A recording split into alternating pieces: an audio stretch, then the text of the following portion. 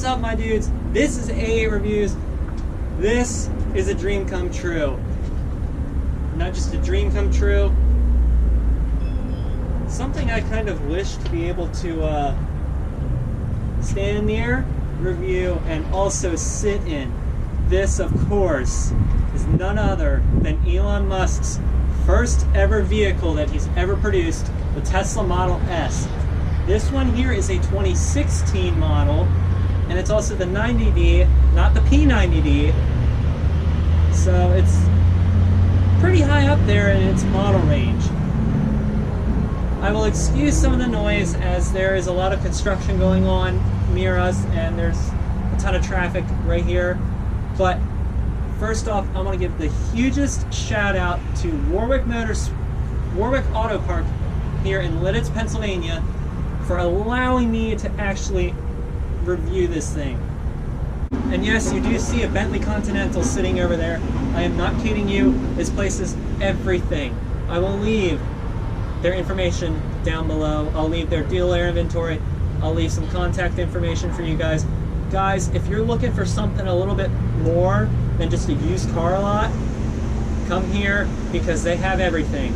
They have everything from a Porsche to an M6 to an RS4, an M3, and a Bentley, even to something like this. Even something as simple as a GTI or a Hyundai Sonata. Yep, they have everything. Even on the inside, a $158,000 Lamborghini Gallardo Spider 2012. If that doesn't tell you anything, I don't know what will. Expect this review to be very, very long, guys. So this Model S here we are looking at is a 2016, and it's also a 90D variant, which means that it has a 90 kilowatt hour battery with a dual motor. So there's a motor up front and a motor out back. You may be thinking, is this a gas car? Is this a hybrid? No, it's purely 100% electric. So let's go ahead and take a look at it. So first off, starting up front, you can see these are HID headlamps. Oddly enough, they're not LED, but the new ones actually have LEDs. So this particular generation, if you want to call it that, has very fluidic design, has this fake grille, which honestly I like it better than the new one, because the facelifted one trades out all this for LED lighting and also takes this and only just exposes the beak, which honestly I don't think that's a very good look. I prefer this Model S here instead of the 2018 facelifted model. Looking at the front of the Tesla Model S, you can see it's got a very clean sheet design with aerodynamics strictly in mind. Right here is your LED daytime running light with an LED turn signal, HID headlamps, which surprisingly they're not LEDs. I was kind of wondering that myself and why Elon did not decide to say, hey, let's just make this car all LEDs, we'll save some money, plus it'll also be better and longer lasting. Down here you have fog lights and a reflector. These are really fog lights. I'm not kidding you guys. Up front you also have this black grille here, which the facelifted model gets rid of and only keeps the beak, and also takes out this whole headlamp assembly and swaps it out for all LED reflectors, which honestly I like the pre-refresh look a lot better. This particular style has been out since 2012, and like I said, it got refreshed for 2017. I really honestly like this a lot better than the new one.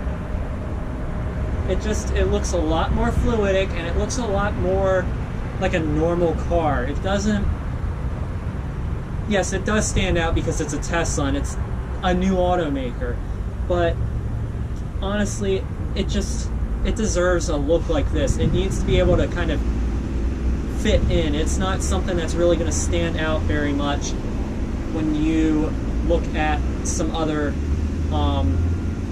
electric cars out there. The side of the Tesla Model S, just clean simplicity. You see the Tesla badge over there. You have power folding mirrors, and also when you walk up to the door with the key fob and you hit the unlock button, which you have to hit twice on the key fob, look at what happens. This is an actual electric door handle. Let me lock it. It sits flush with the body when you're driving, so it increases your aerodynamics and you don't have to worry about a thing. You can also come up and just lightly push it, I believe. And it will come open just like that. It's an electric assisted door. And it'll pop itself back in. Now, the Model S here has frameless windows, just like the AMG GTS. And it's got a kind of sloping roof line, which should impact the actual headroom. Now, the Model S is also a liftback, as they call it, because of how the rear end swoops and how the tailgate actually opens. So you would think that 196 inches long and a wheelbase of 115.5 inches, you think that this would possibly compare to the AMG GT 4-door, but really this car is on a whole different level. It competes with the S-Class from Mercedes and some of the higher end offerings that can give you some pretty darn good luxury, but Tesla's challenging them. So, this car here, the Model S, actually has competition, believe it or not. You may think that this might go up against the AMG GT 4-door, but actually it does not. It's not even close to that level. It may have the same, nearly the same starting price around it, but this is a whole different car. This car was mainly made to compete with the base model S-Class. I said that right. S-Class from Mercedes. That could do possibly leaps and bounds over this thing. Well, to be honest, nothing has as much road creds as a Tesla. So this is also a liftback, like I said. So why don't we go ahead and take a look in the back.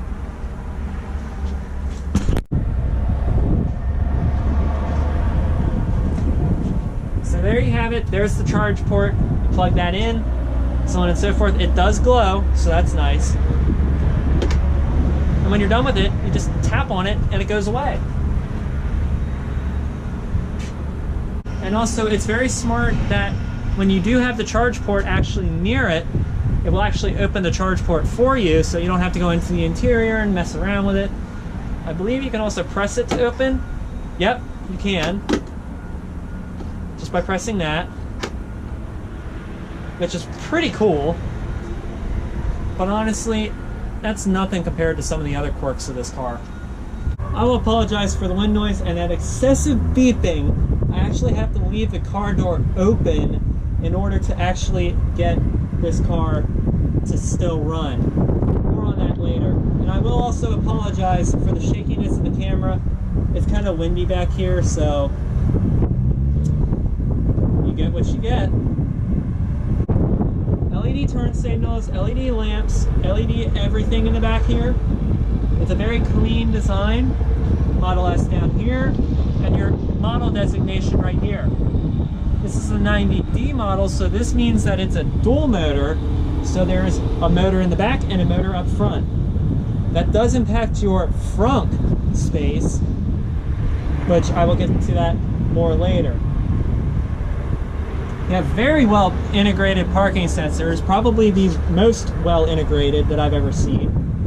You have this kind of Fox diffuser down here, this faux diffuser down on the bottom to give it more of a more aerodynamic look.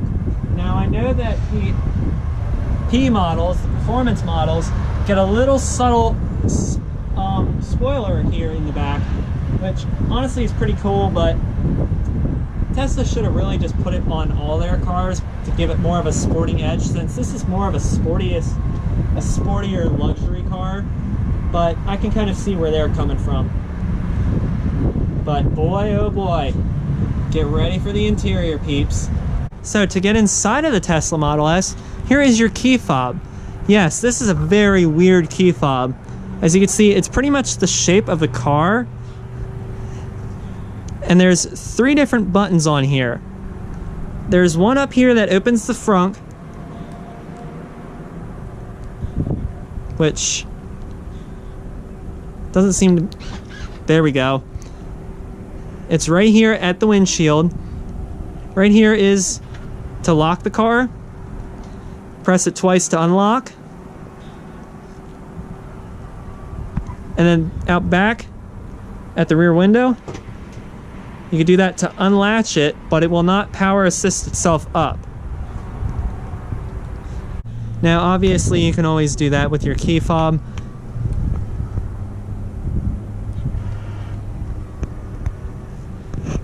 So,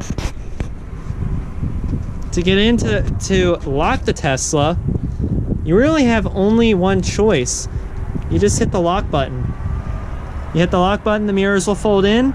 You can also come up and just push on the doorknob. While it's locked, the power mirrors fold out. Pull on the door handle, it's electrically assisted. And once you close it, it will slightly retract in, just so you can pull it out again. Frameless windows, they're pretty decently thick, which can really aid to the quietness of this thing. And holy moly, check out the interior. So let's step in, shall we?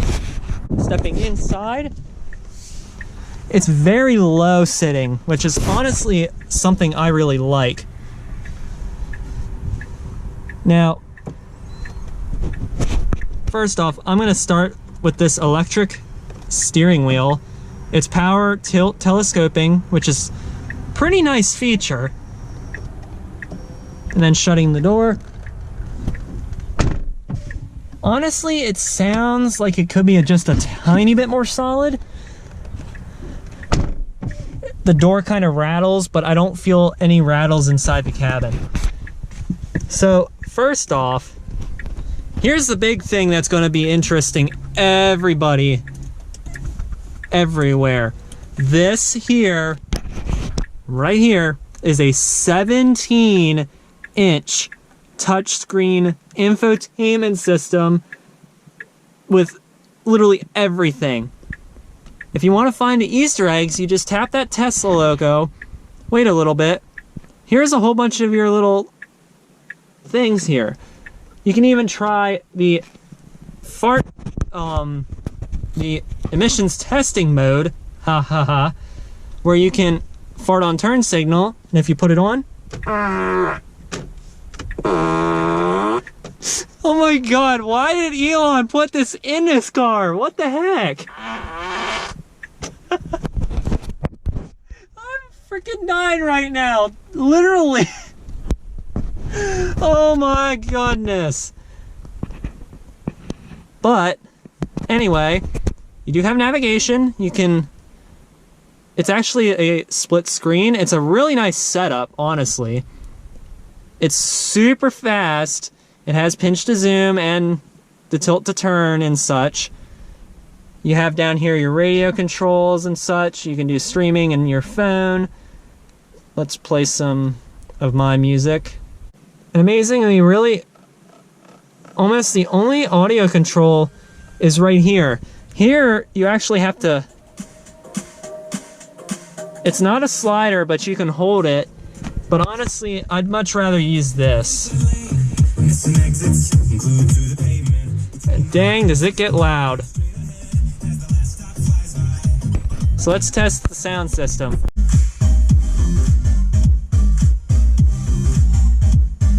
It's got a good bit of bass. It sounds really good.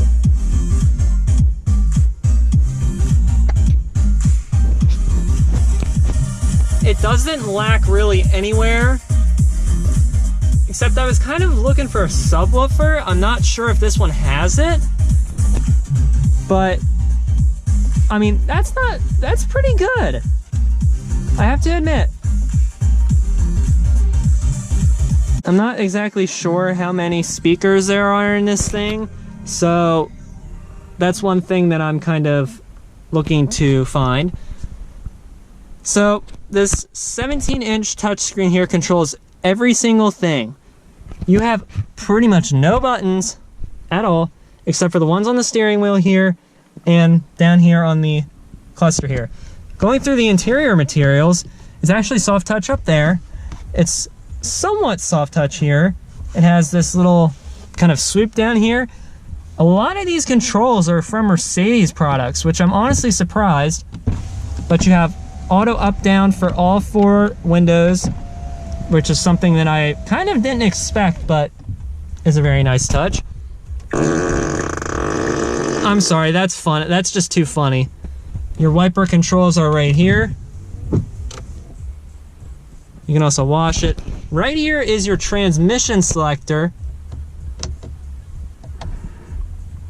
which if you push that, it puts it in park. All the way up is reverse. 1 tick up is neutral. Push it all the way down for drive. The steering wheel is a 3-spoke design. It is leather wrapped, or maybe a vegan leather. It has a flat bottom, which is really cool. And honestly, if I move the steering, the horn pad, it doesn't even budge. Now, honestly, I think Tesla should have put some more buttons on here, just a couple things like the to control the cluster in there, honestly. But you can also do all that sorts of stuff. That's weird. Now also, to start it, here's all you gotta do. All I did was push the brake. That's all I pushed. So like I said, here's your controls. Put it into reverse. You have a backup camera. You have trajectory, which is pretty nice. And you have a sensing system here on the side. This also tells you what passengers aren't buckled. Put it down into neutral. Actually, when you put it in reverse, it actually adjusts the mirrors downward so you can see where you're parking, which is honestly a very nice touch. If you hold down the P button, it will put the parking brake on, and it will automatically come off when you go to drive. There, you just heard the parking brake. Right there. So here you can turn the climate.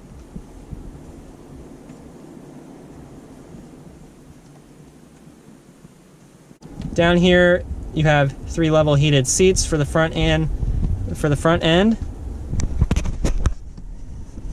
8-way power adjustable seats. But one thing I do not like is that the seat tips forward and backward instead of when I want the seat cushion to actually come up. But one thing, Elon, I'm happy about this. You have given plenty of thigh support. Even though I can completely fit my hand under it, that is more than plenty enough of actual support here. Here's a big center tunnel here that would normally house a transmission. This is pretty much your center console because here, these things actually slide forward on both sides, which is odd. 2 cup holders. In here is a little media cubby. Here's your hazard button. To open the glove box, it's a button here. It's not a traditional piece.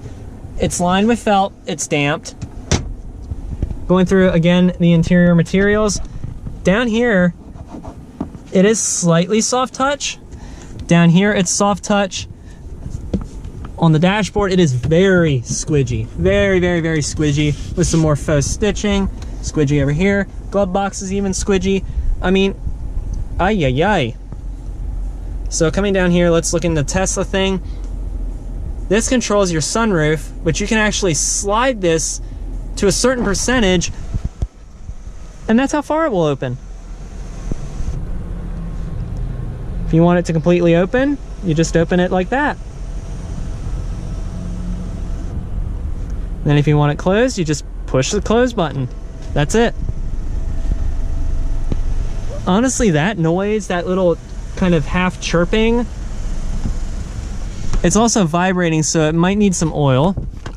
And Tesla gives you the smallest actual visors here, but let's see if they pass the test. 1, 2, 3. Nope, it doesn't, but it almost covers the whole window, so I'll give it a half pass. You have LED lights here that actually you just press the button actually, which is nice, and they dim out. You have a speaker up there. The sunroof is a panoramic sunroof, which I don't know if this thing actually has a vent in it, or a little thing here, which honestly it should, because it does let a lot of light in. It's coming over here. Alcantara headliner, which is odd. These seats are leatherette and cloth combination. I really wish that they were just complete leather, especially for this near top of the line 90D model. So the driving, you can choose between chill and standard, steering mode sport, which actually really firms up the steering. You can put it back into comfort, and oh my god, did that make a difference. Also, you can turn creep mode on and off. You can use slip start, which actually turns off the traction control and is used to help free the vehicle when it's stuck in snow or mud. You have the range mode, which if you hit the little thing, it will save energy by reducing climate control power, and it will distribute torque between the motors. So that's kind of weird and awesome. This also has autopilot. That's nuts. I'm gonna show you guys the summon feature, which is honestly weird. So this also has a speed limit warning. It'll chime at you if you're going over, forward collision warning. It also has automatic emergency braking and obstacle aware acceleration. So it limits the acceleration if, like, let's say you full throttle it, shift into, if you full throttle it like I did there, shift into D or R to drive,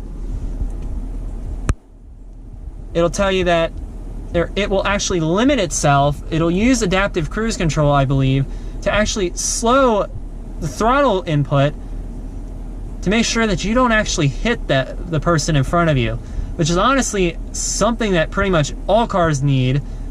Well, not pretty much, all cars need this, because honestly, that would avoid so many rear-end accidents. I mean, really. So go into the vehicle, driver door unlock mode, only unlock the driver door when you're shifting into park. So let's try that out. Put this thing into drive. Honestly, it's not a tractor trailer, but that comes up in the info cluster here. Putting it in drive. I just heard the driver door unlock. Let's try that again. There's the thing. Child protection lock, you can turn that on right in here. Smart preconditioning, which can actually learn the driving schedule, and it can prepare the car before you drive. That's really neat. I really like that, Tesla.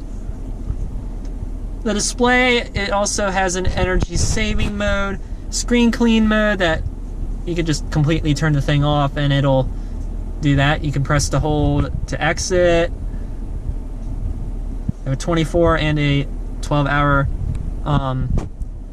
clock. You have a rated and ideal energy display. You can change that from percentage to distance. You can also change it from rated to ideal. Distance, kilometers, da-da-da-da-da. Whoops. Going back in there. Your trips, you can see all the trip data, navigation, you can see all of that. You can also select safety and security. Cars in park, press for neutral. So in case if this thing gets locked, you can just do that. Which is honestly really cool. You can also turn the car off from here. There you go. To turn the car back on, you just push the parking or the brake pedal, going back into it. You have your service things here. You can turn your wiper service on, which actually opens up and pulls the wipers up. That is cool. And it'll re-sweep itself back down again. You can put this tow. You can put the tow mode on, shift the park this on the steering column to cancel tow mode. The car is not in motion. Coming in here, your media setup. Click here, you can see your calendar, energy web, which you can actually go in here. Swipe up to see a bigger thing here. It has Wi-Fi, which is really nice.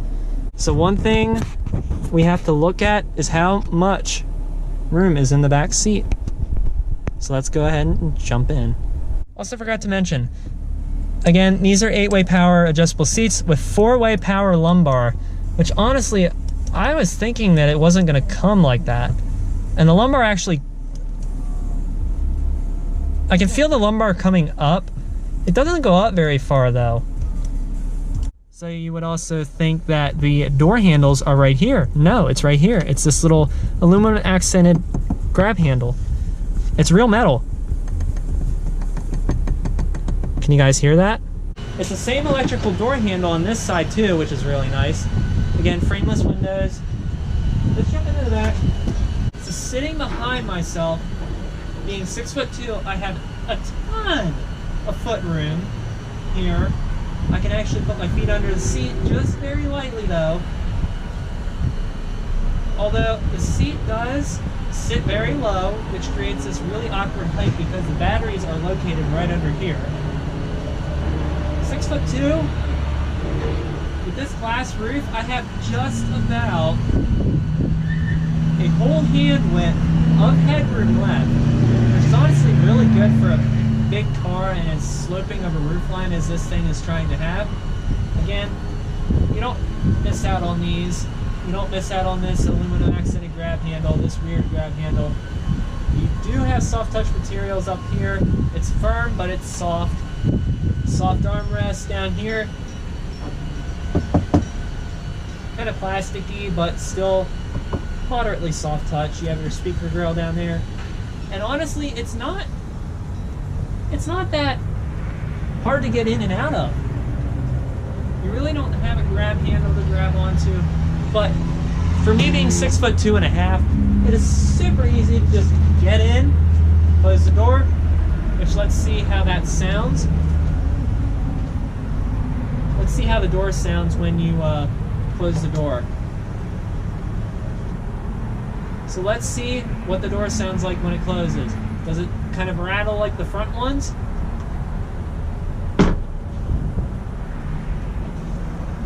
It doesn't. And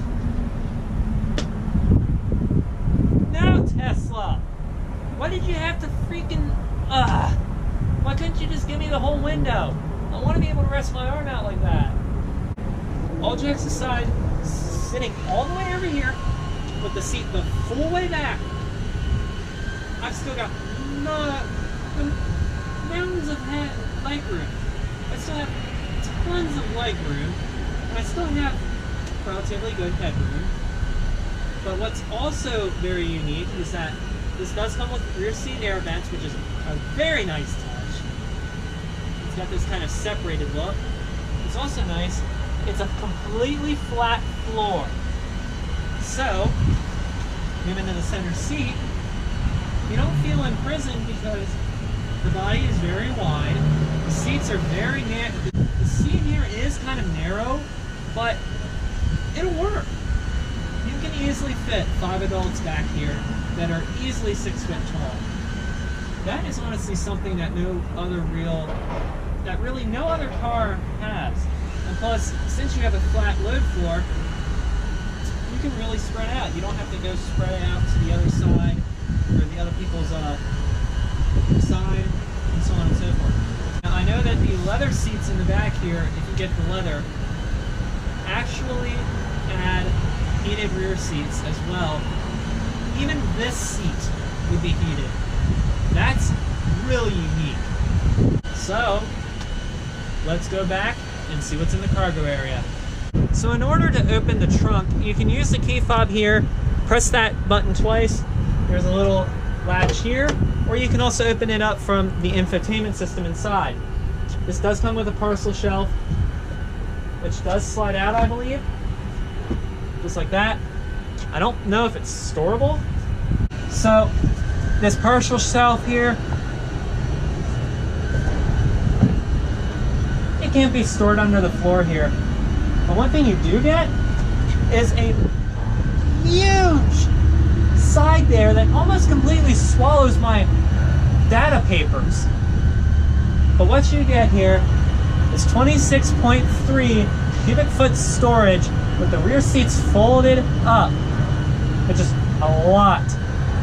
Now this is supposed to be a large luxury sedan, which is really nice. And really, getting in here, I'm plenty comfortable actually, which is really honestly something that not very many people can say. But you have little tiny latches here that actually fold the seats down over here, 60/40. You get 58.1 cubic foot of storage when you fold the rear seats down. That's pretty cool. But there's more. Let me show you. So there's actually more storage down here, which is really deep. And here you can also find the adapter for the charge port. This goes with the normal charge port to the Tesla supercharger port. There's also a standard adapter outlet as well. You don't get a can of Fix-A-Flat or a spare tire, so if you pop your tire, might as well call freaking Tesla roadside assistance. Now the tailgate here is, the hatch is not power assisted, but it's hydraulic assisted and it's quite heavy. So let's go check out the front.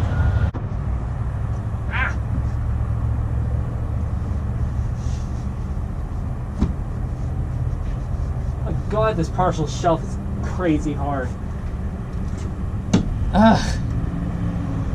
So up front, the only real way to open the front is by using the key or the interior. You press the front windshield here. You have to pull up on the hood pretty forcefully.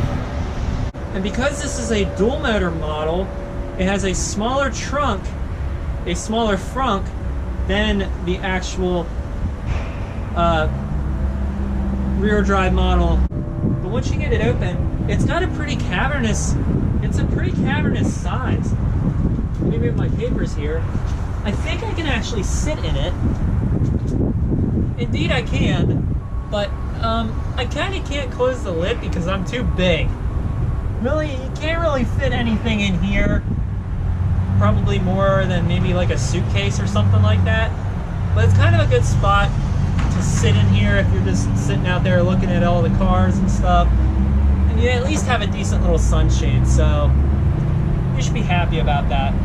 So the trunk space would be larger than this model here if it did not have the dual motor setup, which actually would probably be able to fit me, but it's probably likely that that won't happen.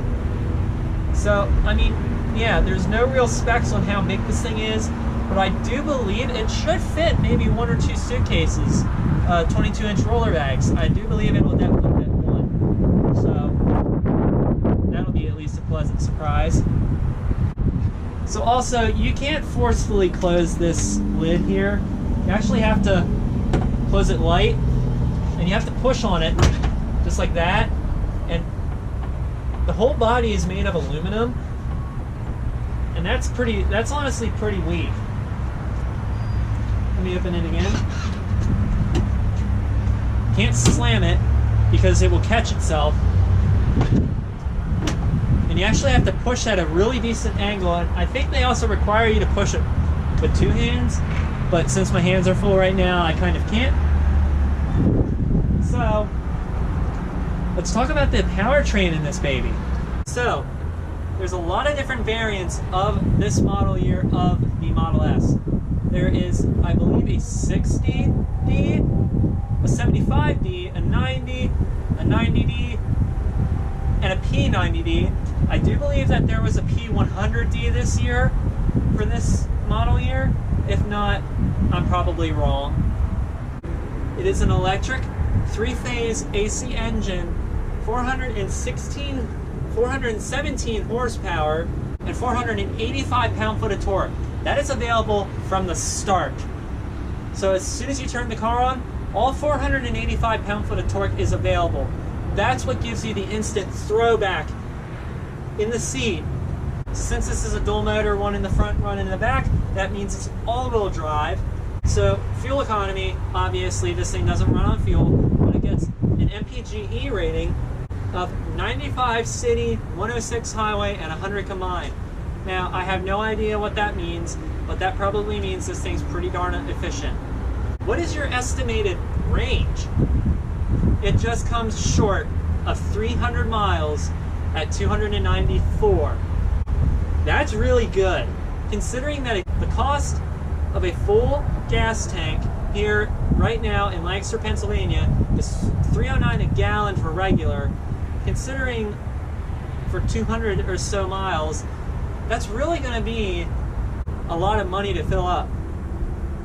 This thing, since it runs purely on electric, it can also use regenerative braking, which if you brake nicely, it will take some of the energy that use the kinetic energy in the brakes, channel it back into the batteries, and it can give you even more increased range. So if you fully charged it, if you fully charge your Tesla Model S, it says, let's say 230 miles. It'll depend once on your driving habits. If you're a little bit pokey on the throttle or you're an economical kind of driver. But don't worry, because that number can go up very easily. Now this is not a very light car. The curb weight comes in at around 4750, which is really heavy, but it's heavy because of the battery pack. Like I said, it's also a aluminum construction all around, except for this plastic-ish bumper. Everywhere you look is aluminum. There's no steel components on this car. So here's the tires also. So the tires, they are 245s all around. They are 245 series 45 tires, riding on 19-inch aluminum rims, which honestly, I think they look a little bit plain to me. They look just like another Chevy kind of wheel. I much prefer the 21s, even though they impact the ride. And I prefer the black turbine 21s to be exact, because honestly, that looks really cool. Your brakes, 14 inches up front, 14.4 in the back. That is what it takes to haul this thing to a stop, because 4,750 pounds is a lot of weight to stop. But Tesla at least gives you the knowledge that you're going to be able to be safe with this. So, stop recording.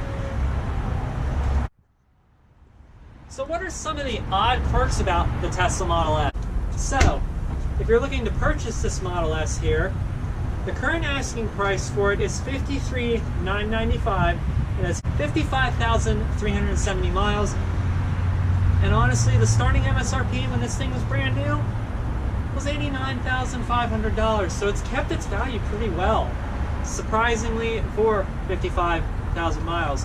Because usually when you take a car off the lot, it loses half its value. So unfortunately, I'm not able to drive the Tesla Model S, but one thing's for sure, I'm very, very thankful that I at least got to sit in it and review it for you guys. I know this was a very long video. It's took me hours to do. I mean that. Hours to do. And again, thank you Warwick Autopark for at least making one of my dreams come true. Definitely driving the Model S would be my next dream. So thank you very much, guys, for watching. Thank you Warwick Autopark. They have an Instagram and a YouTube. I will link those down below for you guys to go look at. They have a ton of inventory, including that white M2 there, and hiding back there is a black ZL1 with blue chrome everything.